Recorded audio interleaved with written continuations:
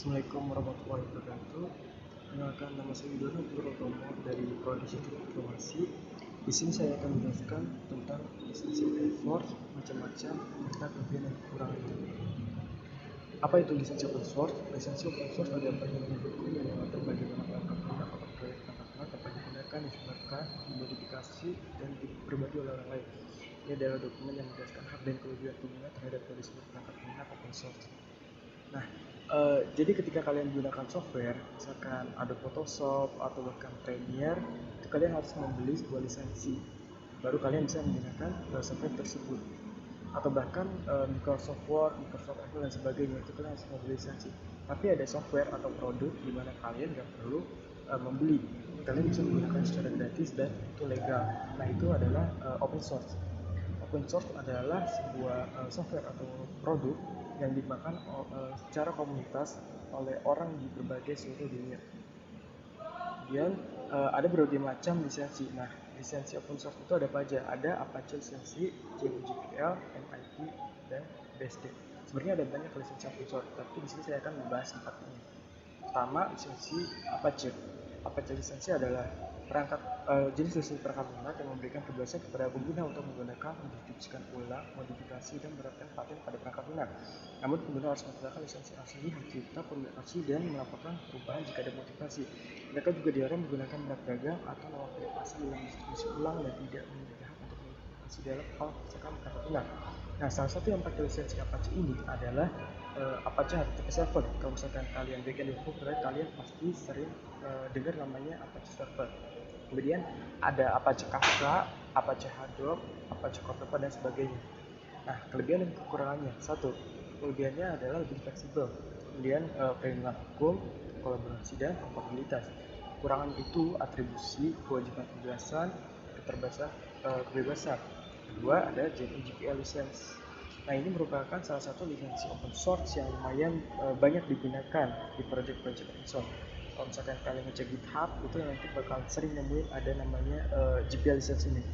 GPL license ini ada banyak versi, ada GPL license 1, GPL license 2, 3, LGPL, LGPL, AGPL, dan sebagainya.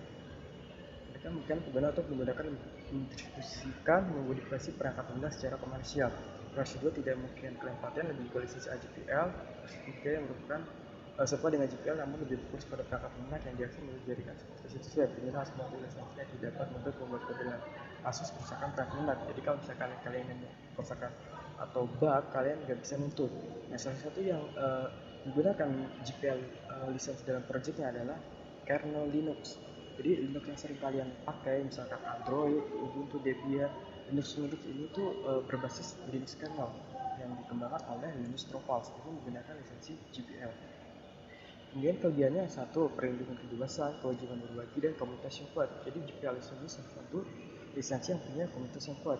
Kekurangannya kebebasan penggunaan komersial, safety, ketentuan lisensi, dan ketidakcocokan dengan lisensi lain.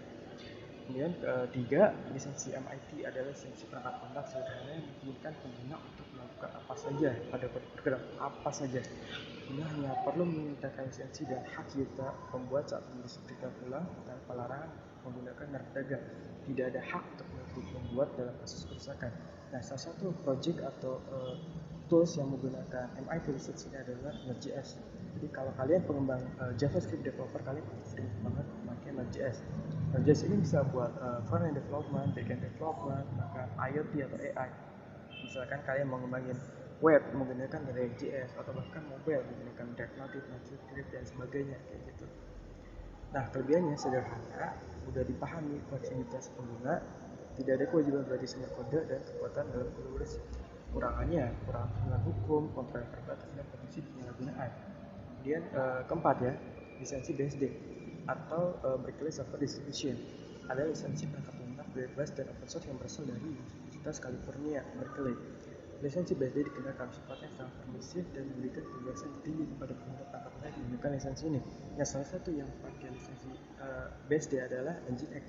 Ini sama kayak Apache tadi. Nginx adalah suatu web server yang paling sering dipakai oleh programmer, terutama programmer backend atau bahkan full stack kayak gitu ya. Nah, kelebihan dari base license ini satu, lebih sederhana, mudah dipahami, fleksibilitas pengguna, tidak ada kewajiban lisensi lain, dan kompatibilitas dengan lisensi lain. Beda sama GPL tadi yang tidak kompatibel, ada kemungkinan tidak kompatibel dengan lisensi lain. Nah, BSD ini bisa kompatibel. Kemudian juga kekurangannya tidak ada perlindungan atas merek, kurangnya perlindungan penipu, dan potensi penyalahgunaan serta kontrol yang terbatas. Itu saja yang bisa saya sampaikan hari ini, kurang dan lebihnya mohon dimaafkan.